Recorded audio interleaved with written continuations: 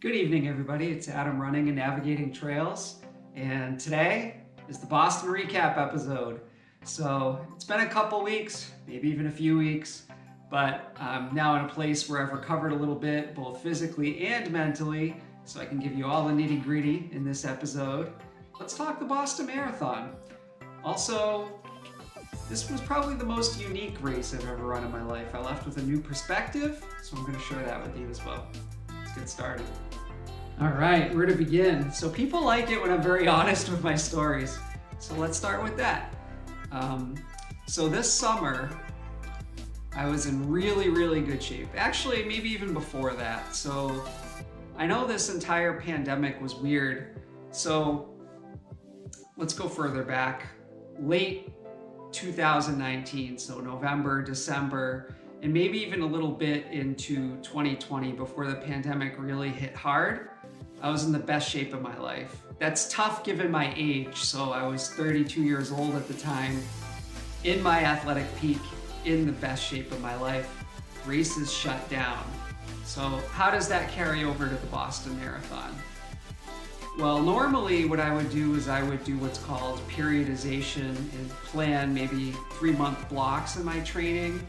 I was not able to do that given the pandemic and just the way everything worked out. I had a feeling in the back of my mind that there weren't going to be any races and then all of a sudden everything would open back up again, and that's kind of how it went. So I never really got to plan my schedule the way I wanted the entire pandemic, and that's not anybody's fault. That's just the way the cookie crumbles, is a good expression to use, I guess. But how that affected me is I was constantly pushing at such a high level. I ended up getting injured maybe mid-April of this spring. I was able to train at a high level, but there were definitely concerns going into the marathon, how my body would take to that distance and if I would be able to, I guess, race the entire 26.2 miles. I was definitely expressing that concern to my massage therapist and to physical therapy. Did everything in my power to be ready. So ultimately it was my health that did me in at the Boston Marathon. Had nothing to do with training. It wasn't a physical thing. The pace I was running for 20 miles is actually a pace I've held for a full marathon in the past. So I just realized I made a mistake in speaking. Yes, it was a physical thing. So ultimately it was a glute muscle that did me in. But what I meant by it wasn't anything physical was the pace I went out at. It's not like it was too fast or it wasn't anything I couldn't handle. Just the Newton Hills, I guess, were a little too much for my glute muscle. So my body physically could not let me continue. But I did finish, right? So that's pretty cool. Hold on, I gotta grab a race number. So, got my race number right here. And then we got my medal hanging up. Boston Marathon, boom. So anyways, I'm gonna do a lot of visual storytelling here. I'd like to show some pictures from the race and talk about that experience. I understand this is a lengthy intro, so if you're still with me, I'll try to tell the story in the quickest way possible.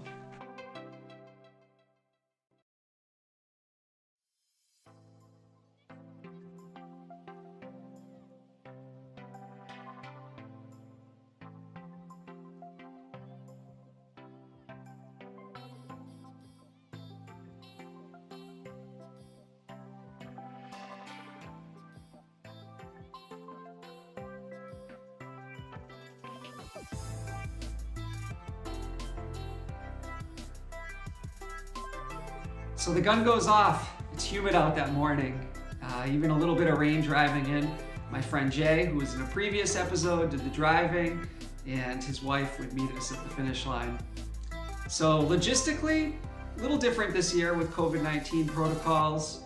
You had to show that you were vaccinated in order to pick up your race number or get a negative COVID test.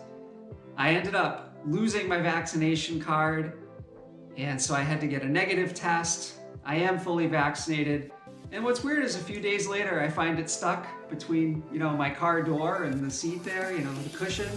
So I have my vaccination card again. So let's get back to the marathon. So gun goes off, kind of a downhill start at Boston. It was kind of flat for a while. I felt comfortable with where I was. Then it got to a point where I was kind of in no man's land for a little bit. I saw family at mile 7. Thank you. Love you, Amy, Jordan, Jackie, and thank you, Will. It was amazing. Along the course, I saw some people I haven't seen in years.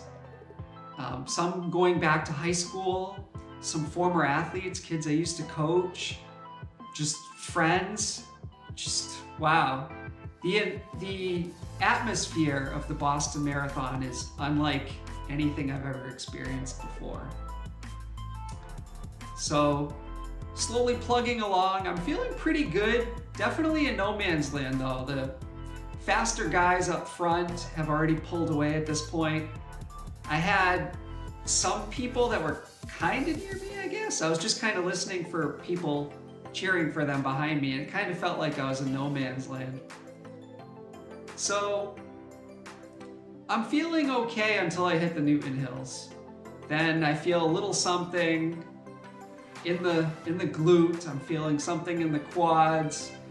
At first I'm thinking slow down, then it got to a point where I walked, tried to start again, did it the first time, then the second time I could not. So at this point, enter Kanwar, my new friend. We actually text a lot now. And we're gonna go on a hike. So Kanwar, United States Army officer, pretty cool guy. He had no idea I was a veteran when he stopped to walk. So he actually introduced me to something I didn't know about, and this was the military division. I had no idea the Boston Marathon had this. Soldiers in uniform walk. They start 2 hours ahead of the first corral. I was in the first corral. And they walk the entirety of the marathon in their full uniform, combat boots and everything. Pretty cool. So Kanwar sees me hurting. I just happened to be near him at the time I stopped to walk. He can tell I'm hurting at this point. And he says like, come on, stay with me. He's trying to encourage me to, stay with him. At this point, I was walking very slow, kind of limping a little bit. And he literally told me he would carry me over the finish line if I couldn't continue to walk. I was able to walk, thankfully, on my own power. And I was also extra motivated, not only by the atmosphere, screaming, fans on both sides of the road, and Kanwar with the fist bumps, getting everyone to chant, USA, USA, USA. So just a magical day. It really did feel like a celebration of running. And it was the first time in my running career where it felt like I was able to take in the scenery and the atmosphere, and it wasn't so much about the finishing time or the place or anything like that. And I've never had that before, because whether it was pressure I put on myself or external pressure from coaches, everything was based so much on how you placed and the finishing time and, just times. Everything was all about how you finished. And this was just so different. It was kind of the opposite of how I grew up in the sport. So I walked the last 6 miles of the race with Kanwar. And as we get closer to the finish line, it's extra loud at this point. It's awesome. Kanwar suggests that we do 22 push-ups at the finish line. 22 is a significant number in the military community, and this is for the number of veterans that commit suicide each day on average. So the military is a hard way of life, one that I'm still having issues with to this day. I actually hated the military for a long time because of it. I'm slowly working toward that, and actually this experience kind of changed my thinking in a lot of ways. So as we're doing these push-ups, wow, sorry, I'm on the verge of getting emotional. Very rare for me. I go to funerals and I don't cry. But so we get to the finish line, we do the push-ups, and as we're doing it, it just so happens that a photo was taken. And this photo was in the Boston Globe. It was in the Boston Herald. I know that we saw one other source that had us, It was kind of from a distance, but you could see us at the finish line doing these push-ups. And this photo ended up going viral. It was seen millions of times worldwide. Just crazy. I wanted to drop out. I was mad at myself, just mad at the sport. I was having some issues prior to this race. I guess I just felt like I couldn't back out. I honestly feel like I shouldn't have even towed the starting line. But I finished, and this was one of the coolest experiences I've ever had. I wouldn't change it for the world. My competitive running future is still up in the air, but I will sign up for the next Boston Marathon in April. I'm not sure how I'm going to approach that. I'm not sure if I'm going to walk with Kanwar. I'm not sure if I'm just going to do it at a more of a leisure long run pace, but I think I'm going to sign up for the Boston Marathon in April.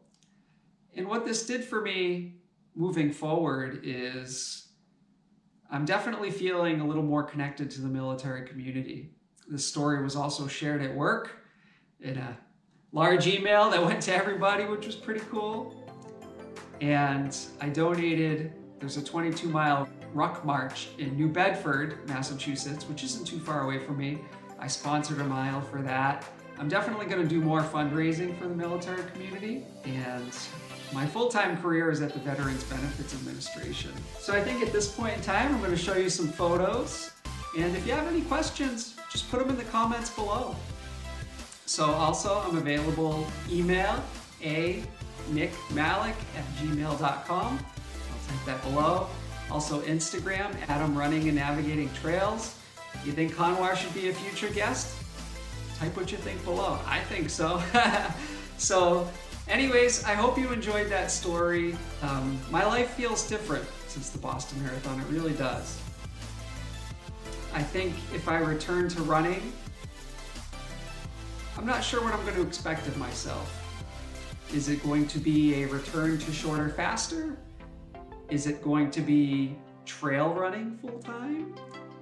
Or is it just going to be a little more relaxed and I'm enjoying the little things of life? So anyways, thank you for watching. Please like and subscribe. Thank you, Kanwar. Thank you to my family and to all my friends that were along the course. Have a good night. Bye.